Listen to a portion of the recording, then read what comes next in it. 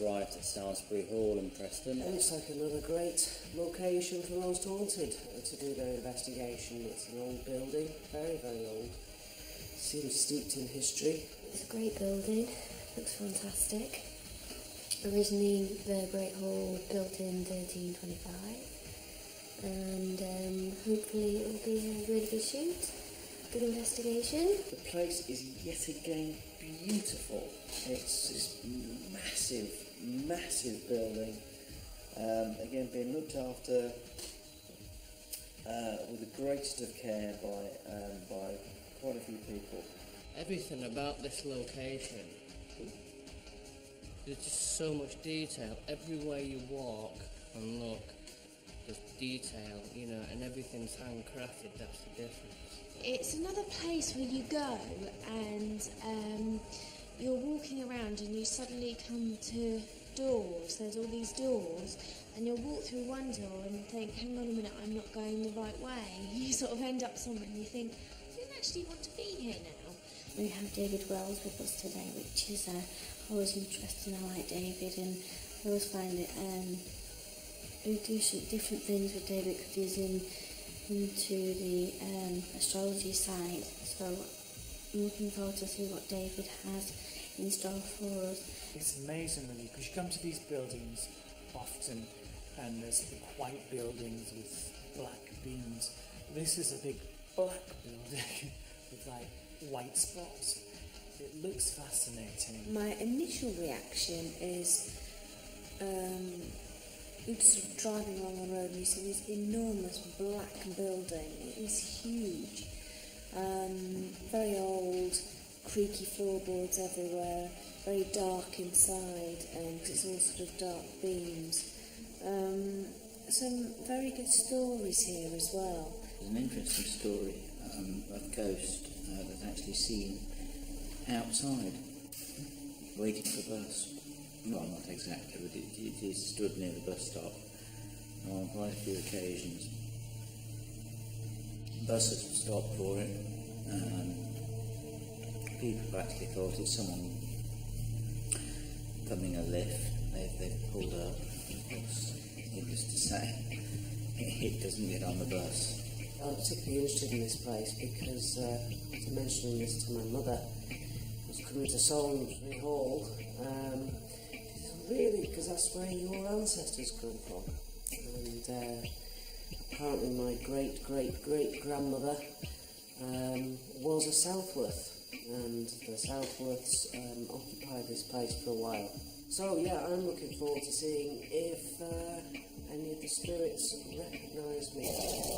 I've been gathering one or two bits of information together, and I'm actually going to have some good fun here tonight. I can sense it. Just coming in initially, it feels, let's just say, atmospheric, I think. So I'm looking forward to see what's going on. A lot of things have happened here. Stories of, people being murdered, suicide. So I think we're in for a very interesting evening. And hopefully, as usual, something is going to happen that could be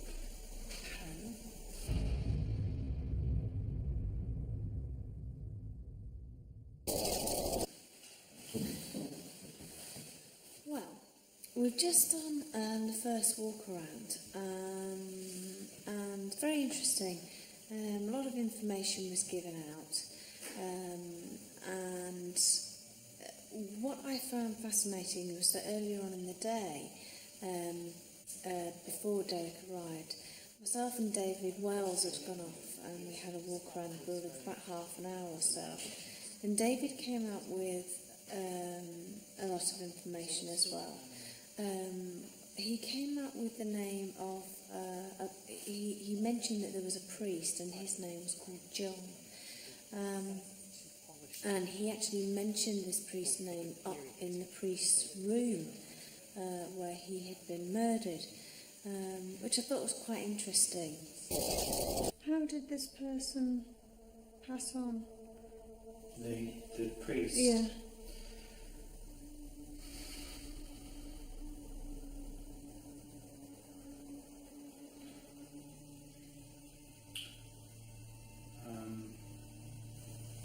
again, my intuition actually shows him being hung.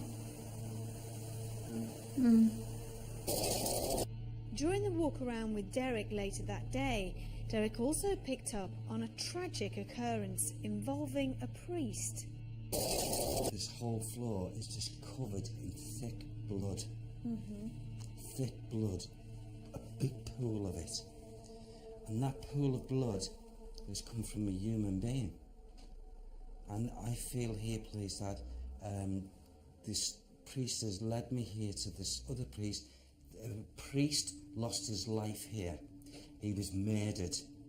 His life was taken from him. What they're also saying to me, my guide is saying to me, for the actual words he's saying is for all his finery. So for all his finery, he was still, finery means nothing. He basically is saying, no matter who you are, the status you have, and the things you own, at the end of the day, they couldn't save it. Also, he came out with a small, sort of stocky man, about 5 foot tall, but quite wide.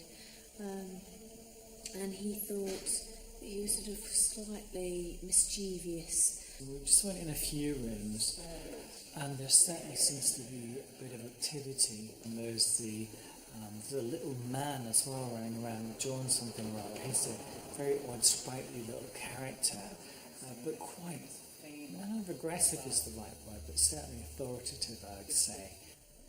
Hitting very cold spot here. Maybe the window's broken or something, but there is a cold spot here, but it feels just there.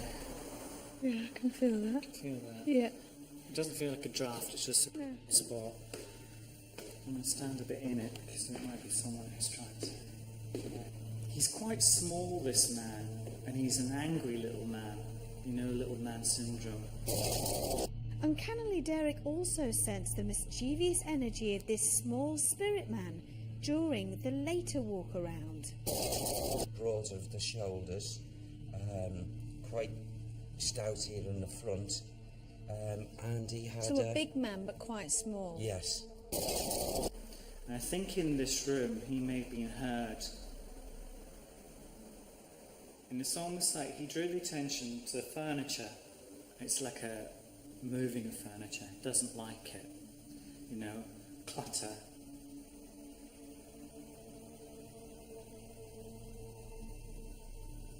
And this is a really bizarre one, but sometimes the most bizarre things are what's important. This man doesn't like women. This is not aimed at you personally. This is generally, as a species, he doesn't like, as a sex, he doesn't like women.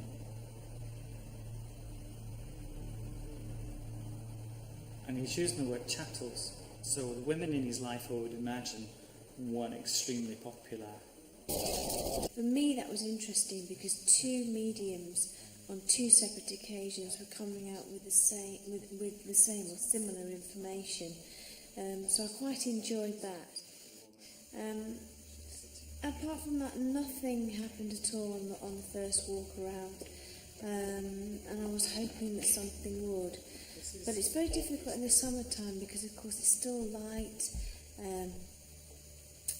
You don't get a real feeling of what this place is like until it goes dark. Certainly when it gets dark, I think it could prove really interesting, and I have to say I'm really looking forward to it.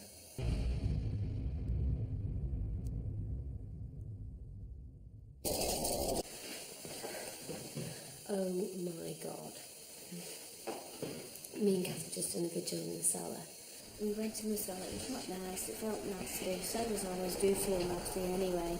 We went down there and 5 minutes, 10 minutes into it, Alex began to feel uneasy. I don't know what happened, but something happened to me and I just lost it. I thought I caught an orb, could be dust, who knows until we check it. But as we look, as I was looking into the screen, and I said to Alex, "Are you alright?" I looked over and she was completely just not with it. You alright? Yeah. Why are you going strange? No, I just feel a bit weird. I think you need to put the torch on. Yep. Alex, are you alright? No, I don't feel very well. Alright, come on then. What's the matter? I just heard that noise.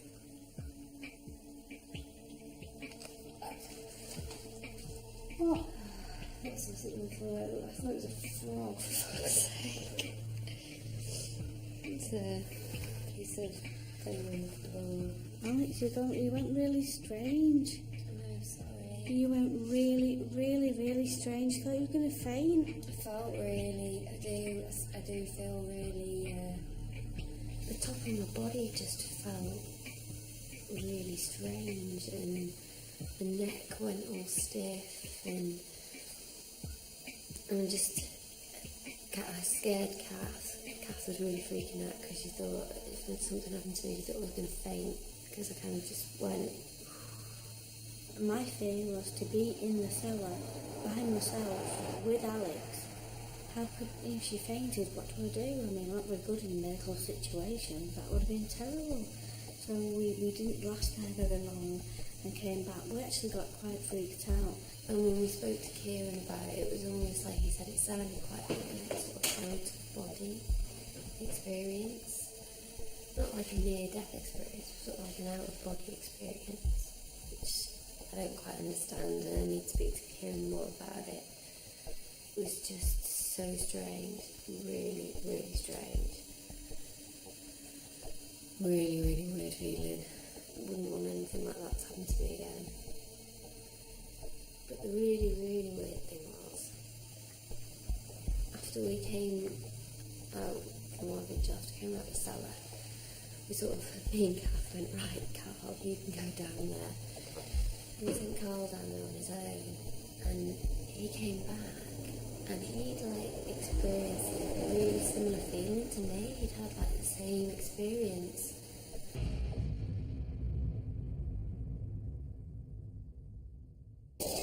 I've just been down to the cellar on my own. What was that? I definitely heard footsteps down there.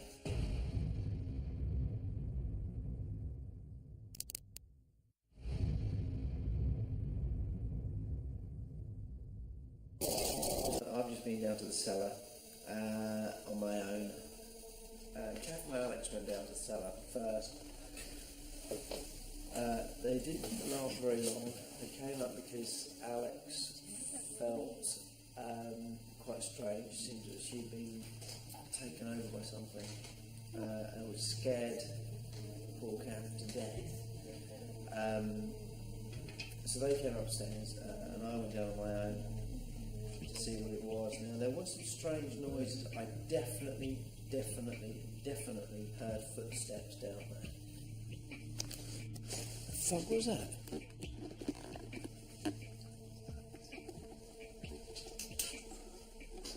I've been messing about with a spider and I've just heard some footsteps right here.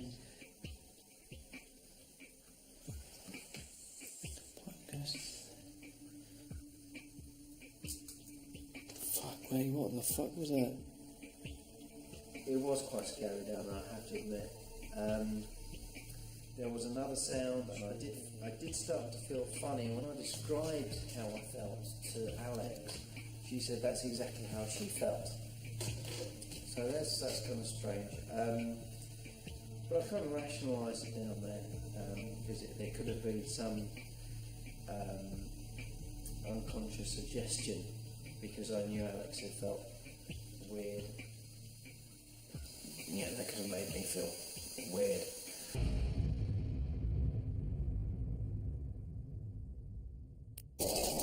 Kieran, Yvette, Stuart, Dawn, and myself wanted to try and do some table tipping. We tried various combinations, we took Kieran out, and then there was me, Yvette, Stuart, and John joined us, so there was the four of us. David managed to connect with the spirit of Joseph. I think was one of the three priests who were supposed to have been here. All the way through it, someone, the male energy this time, was again trying to get in.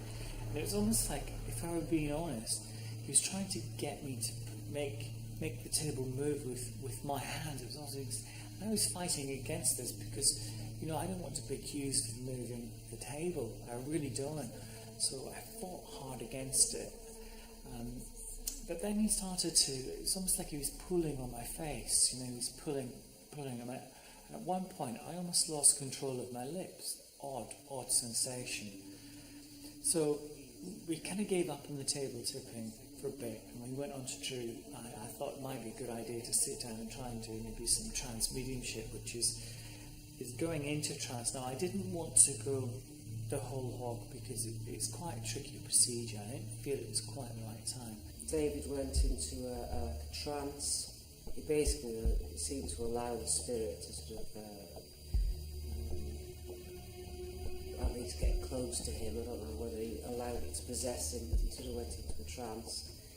Certainly gave the impression of what the spirit was like, what sort of personality it was. Didn't seem to be a particularly nice chap. David was sort of saying, you know, gosh, I want to be really aggressive and I want to shout at you, meaning me. And I thought, oh my God, here we go. But he didn't, and he was very, very controlled.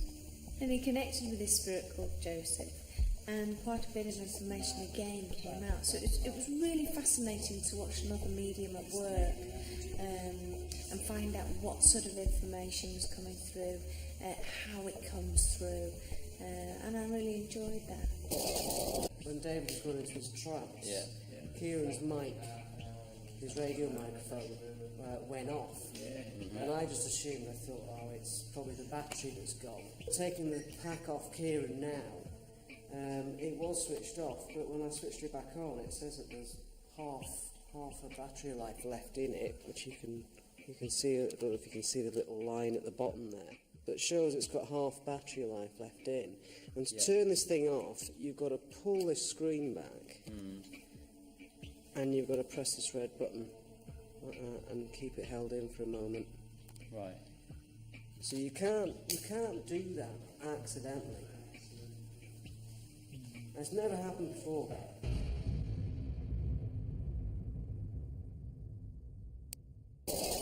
Well, we've just had a seance and Derek got possessed. They say I'm mad. I'm not nothing. Don't feed me enough food. My father, I hate him. We sat there and nothing really happened. And then all of a sudden Derek became possessed by the spirit of Dorothy. And his voice was quite sort of womanly-like, and he was coming out with an awful lot of information. His voice certainly seemed to change. His face changed a little, I think. Yes, this woman, we eventually managed to get out of him who she was. And it was, of course, Dorothy Southworth, who he was on about nuns. She was in a nunnery in Europe. Reputedly went mad and died. And the ghost comes back here and haunts the place. And the ghost is the White Lady. Just before it happened, I felt someone trying to ease in, move into my body, a female character. And then she did move away, and then, woof, and it was actually very, very swift, it seemed. I find it strange that the woman that was brought up, what came through, was the mad side of this woman. Why would she return here? She wasn't mad here. She was mad. She'd haunt the convent when she died, if she was mad. I think the seance, it raised a lot more questions than answers for me. I didn't think it was scary myself. I guess I've seen these kind of things before, but I did find the strength of her voice, the way it came through. It was big impact there. So it was a big, from my point of view, I was more interested in making sure Derek was okay, so I was projecting protection in his direction as much as I could. I must admit, I got quite scared. He started sort of shouting and speaking in a different voice, and he started banging his fists on the table, and that's when sort of Kieran sort of moved me away, because I didn't know what to do, because I've only sort of done a couple of seances before, and I didn't know what to do. I didn't sort of want to move in case I broke something. Derek's so drained by the whole thing that he's had to go home, so he'll get a good night's sleep and hopefully be alright tomorrow. A lot of information was coming out and it did scare us. I think Stuart quite a lot. I think it sort of brought him back to life, as it were. Shook him up a bit. I should be used to it by now, but that's what I thought was quite scary.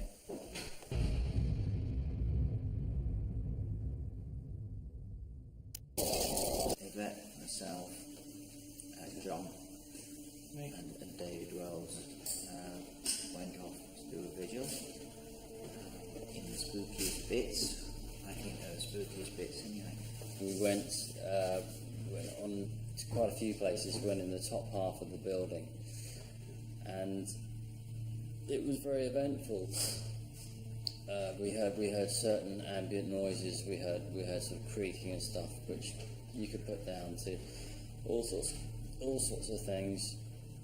But it was on our way back to the crew room, when we'd actually sort of pretty much given up.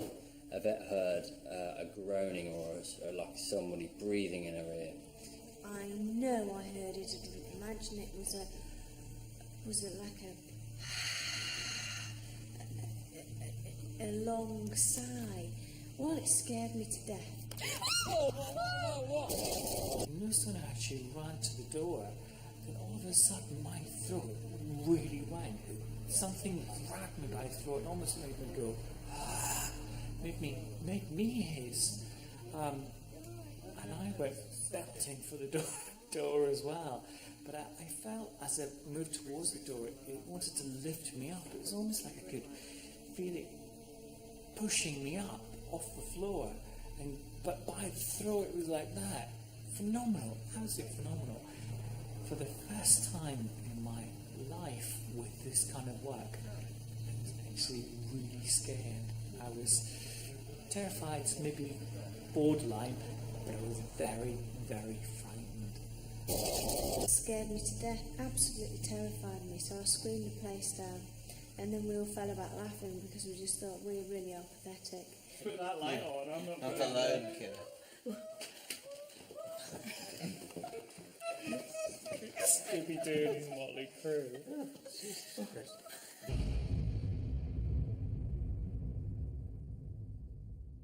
Are there any ghosts here? Well, for me, I can't say that I've seen anything, I experienced anything personally. Really enjoyed being here. A lot of interesting stuff from vigils. It was still good fun, even though we didn't catch anything. So that's the way it goes sometimes in these places. We've been up for 24 hours. We're all very tired. Kind of invigorated too, but I'm losing the ability to speak and think, as you probably just found out.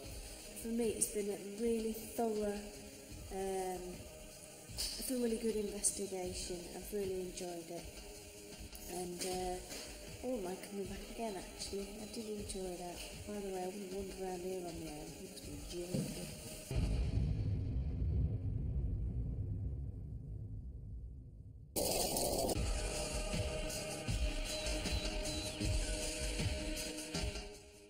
Well, join us tomorrow night at 10 as we head to LA for some girly action in the L Word. But next up on Living TV, Jane Goldman investigates the dead talking. talking here about the Salmesbury badger. Now, we are very, very fortunate, a few members of the crew, to witness badger actually go across the front green and emit its call.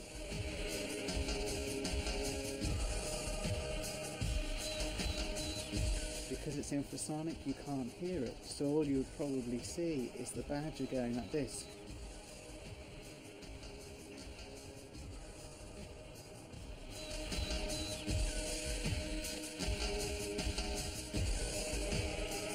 Given that I've now witnessed badger action and the infrasonic call of the badger and the nose movement, I will tick that off my list.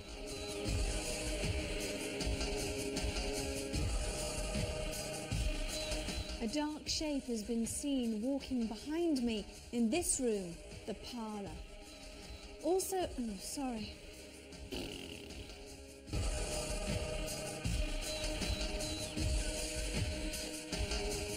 Here we are in another hot day.